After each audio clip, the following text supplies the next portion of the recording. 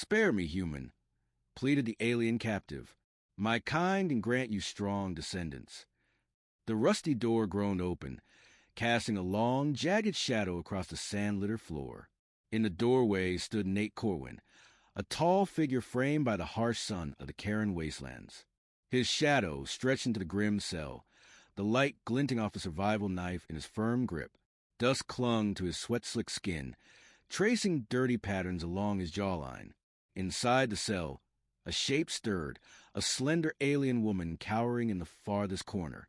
As Nate's vision adapted to the murky gloom, he saw her more clearly. Lime green skin, messy silver hair tumbling over her shoulders, her torn prison clothes barely clinging to her. "Please," she whimpered, flattening herself against the wall, her golden eyes wide and fearful.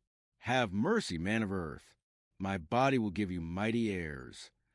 Nate hesitated, the knife suddenly feeling heavy and stupid in his hand.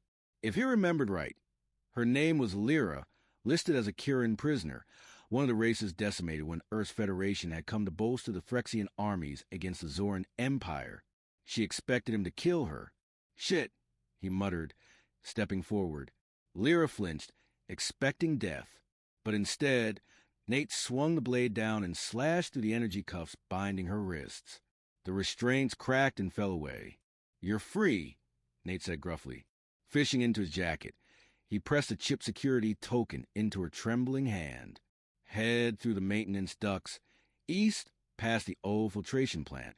You'll find your way out. I'll say you slipped past me." She stared at him, shocked. "Why would you help me? I'm your enemy." Nate holstered the knife and gave a tight smile. "Didn't come here to butcher prisoners. Not ones who never even stood trial." He threw a glance over his shoulder. "Guards rotate in 8 minutes. Move." Still confused, Lyra stumbled upright, pressing the token to her chest. "I owe you, Earthman." "Nate," he corrected. "Nate Corwin. Now get out of here before I regret it." Without another word, Lyra slipped away, her steps quick and light despite her battered state. Nate watched her vanish into the darkness, wondering if he had just handed a loaded weapon to the enemy. If Commander Vance found out, he'd be court-martialed. Some things, though, were more important than orders. 3 nights later, Nate was patrolling the jagged outskirts of New Carthage, a sprawling human outpost built around the old Zoran stronghold. Twin moons hung low, casting a sickly pale glow over the shifting dunes. "Sector 7, all clear." Nate spoke into his cracked comm, only static answered. The sandstorms had been wrecking the radios for days now. A faint scuff caught his attention. He spun, rifle up, and found himself face to face with a pair of unmistakable gold eyes. "You," he whispered, lowering his weapon slightly. "You're supposed to be halfway across the Badlands by now." Lyra stepped from the shadows. She had ditched a ragged prison uniform for scavenged tactical gear, her silver hair braided back neatly. "I couldn't leave," she said simply. "Not without warning you." "Warning me about what?" Nate hissed, glancing nervously toward the dim guard towers. "I've been listening, watching," Lyra said, voice urgent. "There's a faction, humans and Kirins both, planning a massacre. A rogue group. They call themselves the Purists." Before Nate could process that, a deep rumble shook the ground. On the horizon, a fireball rose over New Carthage. "Too late," Lyra breathed, her voice cracking. Instinct took over. Nate grabbed her by the arm, pulling her behind a ridge as another explosion turned night into searing orange. "We have to move," he growled. "My people used caves east of here during the wars," Lyra said, already moving. "They're deep. They'll shelter us from the bombardment." With no better plan, Nate followed. They sprinted across the wasteland, weaving through the rocky ruins. The moons and occasional flashes of fire gave just enough light to keep from tripping. "You're risking your life for me," Lyra said, pausing behind a fallen spire. "Because maybe," Nate said grimly, wiping grit from his brow, "this war's not what they told us it was." Lyra gave him a strange, soft look. "Few wars are, Nate Corwin." They pressed on. After nearly an hour, Lyra led him into a tight ravine hidden between towering cliffs. She pressed her palm against a jagged rock, and Nate's astonishment, a crack opened, revealing a narrow, dark entrance. Kirin tech, she explained. It reads the bioelectric fields in our skin. They slipped inside. The passage opened into a cavern lit by faint, ghostly patterns glowing along the walls, almost like constellations. My ancestors thought the stone spoke to them, Lyra said, her voice almost reverent. Nate dropped his gear, did a quick supply check. 2 water canisters, 3 ration packs, a medkit, spare battery cells, and a sidearm. Not much, but enough. We'll be safe here, he said, sitting against the wall. Lyra hugged her knees, gazing across the cavern. Safe for now, but the purists won't stop. Then we stopped them, Nate said without hesitation. Lyra studied him for a long moment, her expression unreadable. You're not like the others. Most humans aren't me, Nate said with crooked grin, tossing her half a ration bar. Their fingers brushed. A spark passed between them. Unexpected, electric. Lyra's cheeks deepened to a vivid green, and she murmured a shy, "Thank you." They ate in silence, the air between them charged and tense. For the first time in months, Nate felt something stir inside him. Something dangerous. Something real. He cleared his throat. We should take turns keeping watch. I'll go first. Lyra nodded and curled up on the smooth floor, her silver hair fanning out like a halo around her head. Nate watched her for a long time before forcing himself to turn away, gripping his rifle tightly. Maybe he'd just made the biggest mistake of his life. Maybe he didn't care. Nate jerked awake to the shrill beeping of his comm. He must have drifted off, lulled by the quiet stillness of the cavern. A dangerous mistake, especially now. Across the chamber, Lyra still slept, her chest rising and falling at a rhythm just a bit quicker than humans. The comm beeped again. Not a regular broadcast, but a private alert, crackling through the emergency channel. Anyone from Echo Squad. We're pinned down. Need extraction immediately. The rest broke into static, but Nate knew that voice. Lieutenant Parker. His people were in trouble. Lyra, he whispered urgently, moving to her side. Wake up. Her golden eyes snapped open instantly, alert like a seasoned soldier. What is it? She asked, already pushing herself up. My squad's trapped, Nate said, holding up the comm so she could hear the broken transmission. You want to go help them, she said simply, not needing to ask. Nate nodded without hesitation. They're my family out here. Lyra sat up straighter, silver hair falling around her shoulders. Even though I hold critical information about the purest weapon? Nate hesitated, torn. Tell me what you know first. Rising to her feet with that effortless grace, Lyra began pacing. The purists found ancient Quran tech, terraforming machinery. They're calling it the Scorcher. Nate frowned. What does it do? It rewrites the atmosphere, makes the air toxic to humans, harmless to us Kirins, Lyra said grimly. That's not war, Nate muttered. That's wiping out an entire species. She nodded, her features hard. That's why I ran. Most of my people want freedom, not genocide. The purists don't speak for us. The comm beeped again, louder, angrier. Time was slipping away. Nate took a steadying breath. All right, 2 missions now. Save my squad, and get you and your intel to command.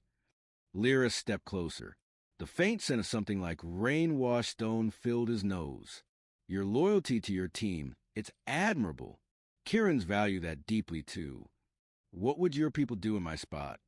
Nate asked, curious. A small, sad smile tugged at her mouth. We'd choose family. Always. She hesitated, eyes darkening slightly. And we'd show our gratitude more openly. Something in her voice sent a jolt through Nate's chest. He became painfully aware of how close she stood, how warm she was, how her torn clothes revealed flashes of gleaming green skin. Openly, he echoed, his voice a little rough. Yes, Lyra murmured, touching his chest lightly. Your heartbeat tells me your answer. Her hand splayed over his heart. Is this unwanted? Nate swallowed thickly. No, he said hoarsely. Not even a little. She smiled, a flash of sharp teeth, oddly beautiful. Among my people, When death hangs close, we choose life even harder. Nate suddenly understood, back in the prison cell. Her offer hadn't just been survival instinct. It was part of who she was. "This time is different," she said softly, fingers tracing up to his jawline. "This time, it's choice." Before he could answer, the calm shrieked again, cutting the moment short. Nate stepped back, gritting his teeth. "Duty first. Always. We need to move," he said, strapping on his gear. "My squad's about 5 kilometers northwest. If we stay along the cliffs, we'll avoid the worst of the fighting." Lyra's face shifted back to business, her warriors poised, snapping into place. "After we rescue them, we get to your leaders with the Scorcher information." Nate checked his weapon, then paused. "You should know, the brass won't just trust you. They'll interrogate you, maybe rougher than they should." "I'm ready," Lyra said calmly. "I knew this path wouldn't be easy." He hated the thought of her being manhandled like some enemy spy. "I'll vouch for you," Nate said. "Might not mean much." "It means everything," she cut in, touching his forearm. "You showed me that not all humans are as your leaders claim. Maybe I can do the same for my people." Nate's chest tightened at the conviction in her voice. This woman wasn't just brave. She was extraordinary. "There's something else you should know," Lyra said, suddenly more hesitant. He cocked his head. "What's that?" She flushed darker green. "In the cell, when I spoke of strong children between our kinds, it wasn't just desperate talk. It's real. Kierans and humans are fully compatible. More than that, our children inherit the best of both." Nate blinked, stunned. "That's never been in any briefing." She gave a sad chuckle. "Your commanders didn't want your soldiers getting too close to us. Same reason our leaders buried it too." Her voice hardened. "The purists know. It's part of why they hate your kind so much. They fear mixing." The weight of what she said settled heavily between them. No wonder the extremists wanted humans erased. "We need to move," Nate finally said, though a million questions stormed at his head. Secrets and squads both need saving. As they packed to leave, Lyra caught his wrist, her touch sending a thrill up his arm. "If we live through this, Nate Corwin," she whispered, her golden eyes gleaming, "I'll show you exactly how right we are together." Heat coiled through him at her words. He swallowed hard, nodded once. Then they climbed the rocky ridge into the breaking dawn. The first sunbeams painted the dunes in molten gold and fierce orange. Nate dropped low to the sand, motioning Lyra to do the same. Below, in a shallow basin, lay a sprawling makeshift camp. Temporary buildings, energy fences, scout drones circling above. "That's not standard Kieran military," Nate muttered, scanning through his rifle scope. "No," Lyra said, her voice clipped. "Purists run their own show." Nate's focus sharpened. His heart twisted. "I see them. Echo Squad, they're alive, tied up in the main tent. 6 soldiers. All accounted for, except 2 who hadn't made it. Lieutenant Parker was among them, bloody but breathing. "Look," Lyra said, pointing to a strange machine at the far side of the camp. A silver canister, pulsing faintly with blue veins. It looked like some kind of missile, but alive. "That's a Scorcher device," she said grimly. "Are they going to use it here?" Nate asked. "No, it's a prototype.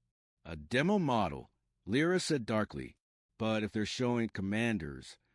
She didn't have to finish the thought. Movement by the platform drew their eyes.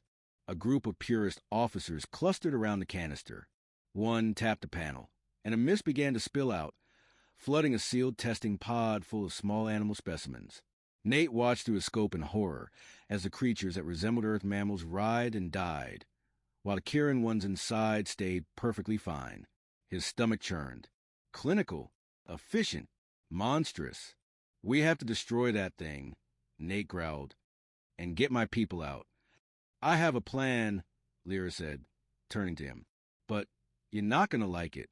She was right. He didn't. An hour later, Nate stumbled into the enemy camp with his hands tied behind his back. Lyra, gripping his collar, marched him forward, looking like she dragged him through hell. She had ripped her clothing, smeared herself in dirt, bruised her face just right. "I demand to see your commander," she shouted in Kieran, her voice sharp and convincing. Guards rushed in, blasters raised, surrounding them instantly. Nate kept his head bowed, heart pounding, playing the role of captured prey. A tall Kieran with ornate facial markings stepped forward, suspicion written across his scarred face. "Who are you?" he barked. "Endera." Lyra answered coolly, using the false name they'd agreed on. "Scout from the eastern colonies. I caught this human spying." The officer narrowed his eyes. "We weren't told of any scouts in this zone. Communications have been down for days," Lyra countered, smooth as silk. "Human jamming tech. I barely made it here." Nate, inside, couldn't help admiring her. Lyra knew how to lie like a pro. Just enough fear, just enough pride. The officer stared them down. "And why didn't you kill him on the spot?" The purist officer glared at Lyra. "Why not kill him yourself?" he demanded. Lyra tightened her grip on Nate's collar, forcing him to his knees. "He spoke of other prisoners," she said coolly. "Thought he might be useful for a trade." The officer's posture eased slightly. "Fine, we'll interrogate him." He turned to a nearby guard. "Take the human to cell 3, near the others. You," he said to Lyra, "report to medical for checkup, then to briefing." "If I may," Lyra said smoothly, dipping her head respectfully, "I request to observe the interrogation." He mentioned information about incoming reinforcements. It could be urgent. The commander mulled it over, then nodded. "Very well. Escort her after medical." As Nate was marched through the purist camp, hands bound, he caught fleeting glimpses of his squad. Parker. Quick flash of eye contact. Barely noticeable. Good. They knew he was here. They could still fight. His holding cell was little more than a cage of flickering energy, guarded by a bored-looking soldier. When they were alone, Lyra leaned in close, her face a mask of menace for the cameras. In a whisper sharp as a knife, she said, "They're testing the Scorcher at sunset. We have to act before then." Nate barely tilted his head in acknowledgement. "How long before they sniff you out?" "Not long," she admitted, brushing his neck under the pretense of checking his restraints. The touch of spark even now. "My accent's off for eastern colonies. Won't fool them forever." When the shift alarm sounds, she breathed, "I'll cause a distraction. Be ready." The hours crawled by. Lyra was taken away for her supposed medical check, returning later, tense but unharmed. The sun dipped lower. Camp activity picked up, officers clustering around the Scorcher setup. Through the shimmering haze, Nate spotted his team, being lined up to witness the weapon test. A cruel mind game before their planned execution. Finally, the low thrum of the shift change alarm echoed across the camp. Lyra approached his cage, barking orders to guard, who left without question. She dropped the energy field with a quick swipe. "Now!" she hissed. Nate was free in a flash, fake bindings falling away. She pressed a sleek Kieran pistol into his hand. "The generator's behind the main barracks," she whispered. "Kill it, and all prisoner cages will drop." "What about you?" he asked. Lyra's golden eyes burned with defiance. "I'm blowing the Scorcher." "That's suicide," Nate said sharply. "You won't even get close." "I don't need to," she said, flashing a small remote detonator she had hidden in her belt. "I just need a clear line of sight." Before he could argue, she stepped in and kissed him, fierce, fast, unforgettable, a promise made in fire and blood. "For luck," she whispered against his mouth. And then they split up, each charging into the storm. Nate moved like a shadow, slipping between tents and vehicles. He reached the generator, a squat metal structure humming with energy. He planted a charge, another stolen tool from Lyra's daring raid. Timer set. From across the camp, a shout rang out. Lyra's cover had broken. No more waiting. Nate triggered the explosive. A sharp pop split the air. The containment fields around the prisoners fizzled and died. Chaos exploded. Freed humans tackled their captors. Gunfire and energy blasts filled the camp with smoke and shouts. Nate sprinted toward the Scorcher platform, weapon raised. Through the swirling madness, he spotted Lyra, cornered, bleeding but unyielding. Their eyes locked. She smiled, a fierce, beautiful thing, and slammed her thumb onto the detonator. The scorcher erupted in a blinding ball of light. Nate was thrown backward, skidding behind an overturned crate as shock waves tore through the camp. Secondary blasts ripped apart fuel cells and ammo dumps. The ground shook. The air sizzled with electricity. Somewhere nearby, Parker was rallying the squad, leading a furious counterattack. But Nate had only one thought. Where was Lyra? He forced himself up, battered and half-deaf. Then he saw her, crumpled in the wreckage near the shattered platform. "Hang on," Nate muttered, sprinting across the debris-strewn field. He dropped to his knees beside her, turning her carefully. Blood, dark and thick, streaked her forehead, but she was breathing. Her eyes fluttered open. "Did it work?" she rasped. "Worked a little too well." Nate said, choking on relief, "We've got to move. Now." He pulled her up, wincing as she gasped in pain. But before they could leave, she spotted something glittering among the ruins. A broken Purist officer's body, clutching a data crystal. She staggered over and grabbed it. "Coordinates," she said, "for the main Scorcher deployment. We need this." A voice yelled from across the wreckage. "Nate, move your ass." Parker, leading a battered but determined Echo squad. They had weapons now. Purist ones. Nate saw the way Parker glanced at Lyra, suspicion flashing across his face. But there was no time to explain. "The whole damn generator's going critical." Parker shouted, "This place is going to blow in 3 minutes." "We're getting everyone out," Nate said firmly, supporting Lyra against him. "Not just us, the Kirans too." Parker's jaw tightened. "They wouldn't do the same for us," he said. "Some would," Nate countered, "and we're better than them. That's the difference." Something shifted in Parker's eyes. After a heartbeat, he barked new orders. "Johnson, Reyes, sweep the cages. Grab anyone still breathing. Everyone else, secure transports." The next minutes were chaos. Kirin defectors, those not loyal to the Purists, joined the humans in the mad scramble for survival. They hijacked 2 desert transports, hovercrafts quick and nimble enough to outrun the firestorm brewing behind them. As they loaded the wounded, Nate caught a glimpse of a lone figure bolting across the sand, clutching a metal case. Lyra's voice snapped him to attention. "That's Commander Varric. He created the Scorcher Project." Nate made a snap decision. "Get everyone clear. I'm going after him." Before Lyra could argue, he was already running. Nate tackled Varric hard, the case flying from the commander's hands. The Purist leader fought like a demon, snarling, "Humans are blight.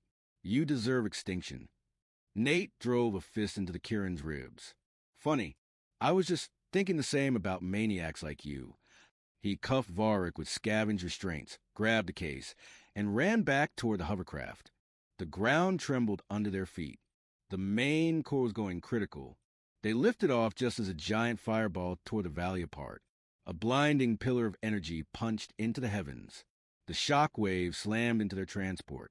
The Kirin pilot fought the controls, and somehow kept them steady.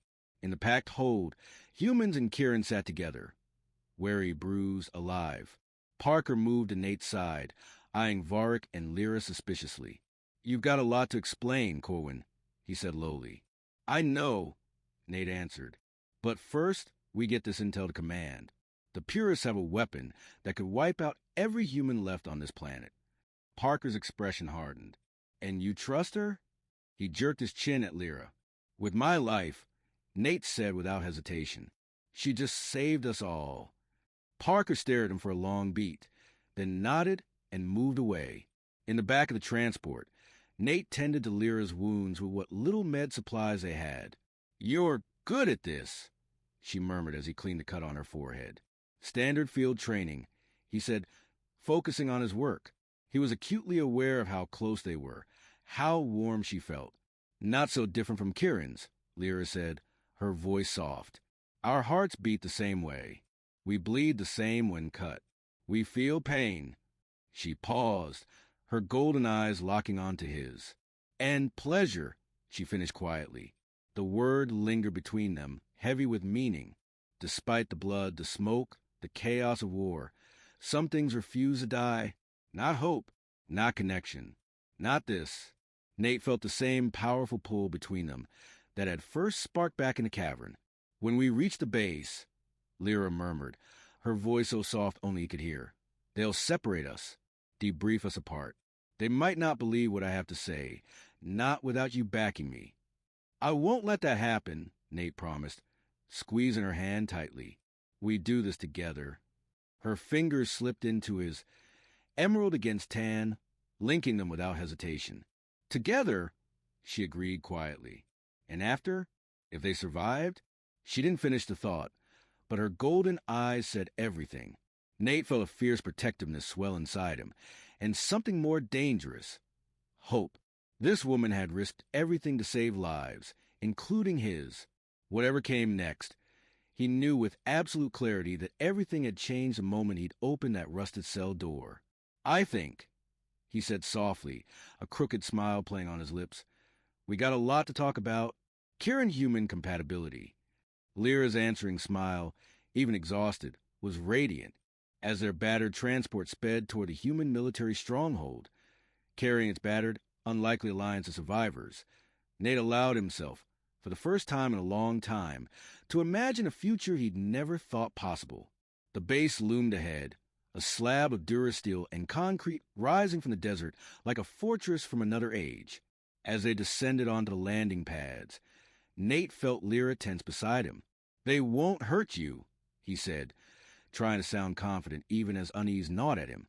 Protocols for enemy combatants were brutal, even ones claiming to have critical intelligence. Lieutenant Parker met them as the transport touched down. Commands waiting inside, Parker said curtly, they're not exactly thrilled about our Kieran guests. They'll be less thrilled if they ignore a genocide weapon. Nate shot back. Armed soldiers surrounded them as they disembarked. Commander Varric, hands shackled, was hauled away separately, shooting Nate and Lyra a venomous glare that promised revenge. The Kierans who had helped during the escape were herded into a different section, watched but not attacked. Inside the base, Colonel Brax waited. A mountain of a man, his lined face and silver-shot hair made him look carved from stone.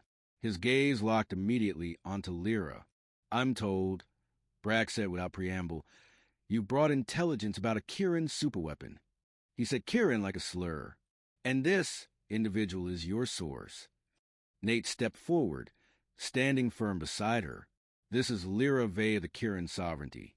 She risked everything to warn us about the purest scorcher, a weapon that can wipe out humans while leaving Kierans untouched. Brax's eyes narrowed. And why exactly should we believe a word she says? Before Nate could answer, Parker, surprisingly, stepped in. Sir, the purists try to kill their own people just to keep this under wraps. She helped save Echo Squad. The colonel studied Lyra for a long moment, then barked, show us the proof. Lyra stepped forward, producing the data crystals she and Nate had salvaged. A tech transferred the data into the hollow display at the center of the room. Schematics appeared, rotating slowly, sinisterly, the scorcher in all its horrific detail. It's a terraforming device, Lyra explained calmly despite the cold glares. Designed to alter the atmosphere, targeting human genetic markers specifically. We estimate deployment in under 20 hours. Brax frowned, worry cracking his tough facade. Where are they taking it? Lyra manipulated the display, pulling up a highlighted mountain range. Mount Koresh, she said, the highest point in this sector. Once launched, the scorcher's effect will be irreversible.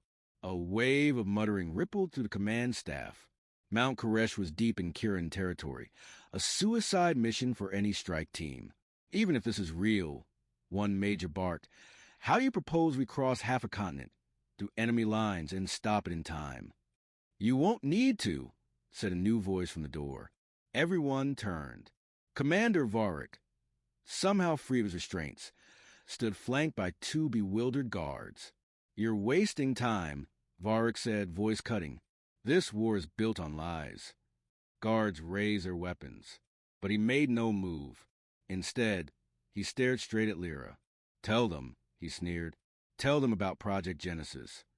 Lyra's emerald skin blanched to a sickly pale hue. I know who you are, Varric continued coldly. Daughter of High Counselor Vey, member of the Genesis Research Project. Before you grew a conscience. Nate turned sharply toward her. Lyra, what is he talking about? Varric laughed bitterly. She hasn't told you the real reason humans and Kirans are so compatible, has she? The room fell silent. A gathering storm in the air. Humans aren't an alien race, Varric said. You're Kirans, modified colonists from an ancient terraforming mission abandoned long ago. You or us. Gasps and angry shouts erupted across the command center. That's why hybrids are so strong, Varric said with cold satisfaction. Not hybrids, reunifications. You're proof of our ancestors' greatest sin, trying to remake life itself. Nate looked at Lyra, feeling the ground shift beneath him. Is it true? He asked quietly. She nodded, slowly, sorrowfully. We found the Genesis archives not long ago. When the truth surfaced, everything fell apart. Fear, hatred. The purists rose from that chaos. Colonel Brax's jaw tightened. You're telling me, he said, voice dangerously low, that this entire war started because some of you couldn't stomach the truth. Lyra lowered her gaze.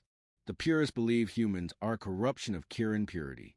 They see the Scorcher as a purge. Varric sneered. Not corruption. Correction. The mistake must be erased. Nate felt anger surge in his chest. You call us mistakes? You're the ones trying to finish what should have never been started. Everyone's attention snapped back to the holographic display. The timer kept ticking down, merciless, steady. Brax rounded on Varric. If humans are Kirans, why kill us? Because you're imperfect, Varric hissed. A genetic deviation. A reminder of their failure. Colonel Brax turned to his officers. Mount Koresh, we move now. Prepare a strike team. You'll never make it, Varric said smugly. Our defenses will shred you before you get close. Maybe, Lyra said, stepping forward, but not if the Kirin High Council stands with us. Every eye turned toward her. The purists are a minority, Lyra said firmly. My father, the council, they don't know the full extent of this madness. If we get this evidence to them, they'll help stop it. Nate stared at her, realization dawning. You weren't trying to escape that prison, he said slowly. You were trying to reach us, to tell the truth. She nodded, pain flashing through her eyes. I was labeled a traitor because I refused to let genocide happen. Colonel Brax's face was grim but decisive. Fine, we try both options. Strike team to Koresh. Open diplomatic channels to the High Council. As the room exploded into motion, Nate pulled Lyra aside. You should have told me, he said, voice low but not angry. I was going to, she said softly. But how do you tell someone their entire history is a lie? He stared at her, at the woman who had risked everything. And somehow, none of it pushed him away. If anything, it made the bond between them stronger. So when you said, our bodies are compatible, he began, a deep flush colored her green skin. I meant it, she said shyly. In every way. Our genes are meant to find each other again. The raw intimacy in her words set his blood on fire. Despite everything, war, betrayal, revelations, some things couldn't be denied. Connection, hope, possibility. Nate straightened, heart pounding. We need to be on that strike team, he said firmly. Together. Nate focused on the mission ahead, setting aside the storm of emotions inside him. Agreed, he said tightly. First, we stop the Scorcher. Then, we get in contact with your father. Lyra's fingers brushed his arm, sending an electric pulse through his skin. If we succeed, she said softly, if we shut down the Scorcher and reveal the truth, it changes everything. For our people. For us. For us, Nate repeated, covering her hand with his. Her smile, fierce and full of hope, was all the answer he needed. Mount Koresh towered above the horizon, a jagged spear slicing into the blood-red sky. The strike team, 6 human soldiers and 4 Kirans, crouched behind a rocky bluff, surveying the purest base carved into the mountain. Defense grids up, Parker muttered, lowering his scope. Heavy artillery on every approach. Nate nodded grimly. Expected. Secondary entrance? Still clear, Lyra confirmed, checking the tactical feed on her wrist. The maintenance shaft isn't on their surveillance network. The last 12 hours have been a whirlwind. Negotiations, urgent preparations. Lyra's father, High Counselor Vey, had responded almost instantly once he received her transmission. The Genesis revelation had stunned both human and Kieran governments. 3 hours until launch, Nate reminded the team. We move now. The group moved quickly, using the rocks and shadows for cover. Human and Kieran fighters moving together. Strange but natural somehow. At the shaft entrance, Parker tapped Nate's shoulder. Perimeter alert. Purists are hitting our base. Nate's gut tightened. Harlow will hold them. He will, Lyra said with quiet certainty. My father's brought his best warriors. The maintenance tunnel was cramped and dark. They advanced single file, Nate in front, Lyra right behind him, a steady, grounding presence at his back. The bond between them, strengthened by the truth of their shared blood, felt unbreakable. They emerged into a huge, hollow chamber. At its center stood the Scorcher, massive, pulsing, alive, far bigger than the prototype they destroyed. There, Lyra pointed to a control station tucked to one side. We upload the override there. Parker, perimeter, Nate ordered. We'll handle the device. As the squad spread out, Nate and Lyra crept toward the Scorcher's heart. The air buzzed, humming against the skin like static before a storm. 2 hours, 40 minutes left, Lyra said, already working the console. I'm starting the override. A sudden klaxon howled through the chamber. Barriers slammed down across the exits. Red warning lights flashed. Security protocols engaged. An automated voice droned.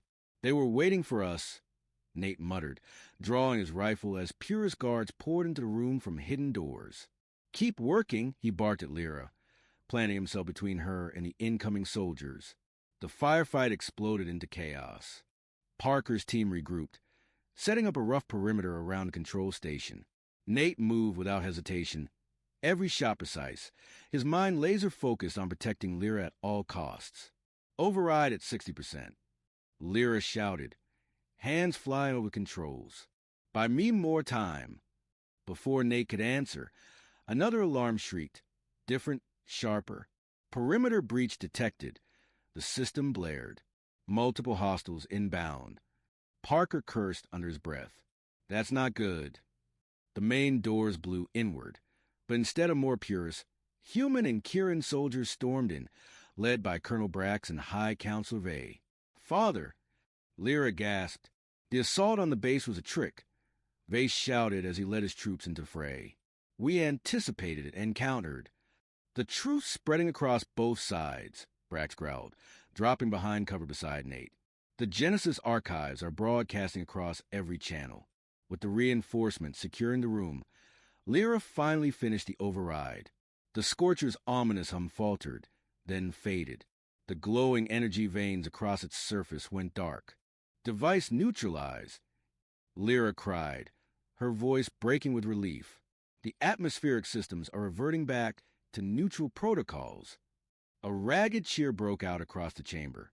Humans and Kierans alike, cheering together. Nate turned, caught up in the moment, and pulled Lyra into his arms without hesitation. She returned it fiercely, her body fitting perfectly against his, as if it had been made for him. And maybe somehow it had. We did it, he whispered into her hair. Together, she said, eyes shimmering with emotion. 1 month later, Nate stood on the balcony of the new Joint Governance Center, watching the twin suns sink behind the desert dunes, painting the sky in molten gold. The former battlefield was now a thriving city, humans and Kierans working side by side, slowly building trust, slowly healing old wounds. The Genesis revelation hadn't erased history overnight, but it had planted a seed. A future neither race could have imagined a few months ago. He felt Lyra before he heard her, the warmth of her body pressed against his back, her arms circling his waist. Thinking, she teased, thinking how lucky I am, Nate said, turning to face her. She wore the flowing formal robes of her people, shimmering fabrics that complemented the deep green of her skin, highlighting every curve he'd come to know intimately. "The diplomatic corps want to send us to the frontier colonies," she said, mischief dancing in her golden eyes. "They think we're the perfect symbol of reunification." Nate laughed, pulling her closer. "Is that what they're calling it?" Their story, the soldier and the scientist, had become a phenomenon, proof that the past would be faced and a new future embraced. "What started in a prison cell," Nate murmured, brushing a strand of silver hair from her face, "turned into this." "My father's been studying more of the Genesis records," Lyra said, voice softening. "He believes the genetic changes that created humans weren't just random. We were designed to be adaptable, creative, resilient. And Kieran's kept their ancestral memory," Nate said, smiling, "and that stubborn, ridiculous long lifespan. Almost like we were meant to find each other again," she whispered. "A test finally completed." Nate caught her hand, pressing a kiss to her palm. "I'm more than happy to be part of the reunion." A deep blush colored her cheeks a darker green. Their nights together had shown just how deep that compatibility ran, body, mind, spirit. "I have news," Lyra said quietly, her voice trembling slightly. "The med scans, they confirmed it this morning." Nate's heart thudded. "You mean?" She guided his hand to her abdomen. "Our child," she whispered. "Proof of what our people can be together." Joy like he'd never known filled Nate's chest. The future, once dark and uncertain, now burned bright before him. Not human, not Kieran. Something new, something better. He pulled her into his arms, holding her against him as the desert winds swirled around them. "You promised me powerful offspring," he teased gently. "You have no idea," Lyra laughed, kissing him with all the fire of their first desperate moment, and all the hope of what was still to come. Above them, the twin moons rose, over world reborn, a future reclaimed. As Nate Corwin held everything he'd ever fought for, loved for, dreamed for, and it was gloriously perfectly alive,